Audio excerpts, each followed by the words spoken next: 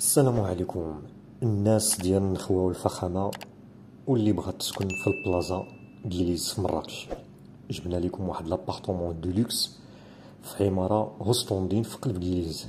العمارة فيها جوج ديال لي زاسونسور و باركينغ سوسول، و لابارطومون جات في الدوزيام ايطاج. وبسم الله على بركة الله ندخلو نشوفو هادشي، الشقة الرائعة تبارك الله ما شاء الله.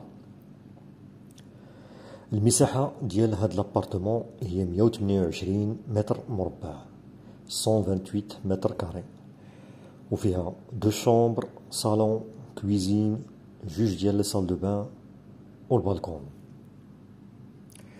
ومعها كذلك البيع باركينغ بريفي تيتر ديالو، وغرفة صغيرة كذلك المساحة ديالها 9 متر كاري في السوسول كذلك. الثمن ديال البارتما هو 18000 درهم للمتر مربع، وبالنسبة للباركينغ اللي هو تيتري فالثمن ديالو 50000 درهم، 5 ديال المليون. والغرفة الصغيرة اللي في السوسول 3000 درهم المتر مربع.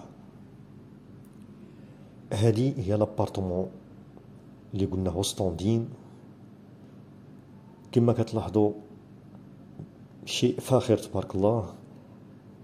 الارضيه بالباركي، وشوفوا الديكوراسيون ديال لي بلاكار في الحيط والنوافذ الومنيوم.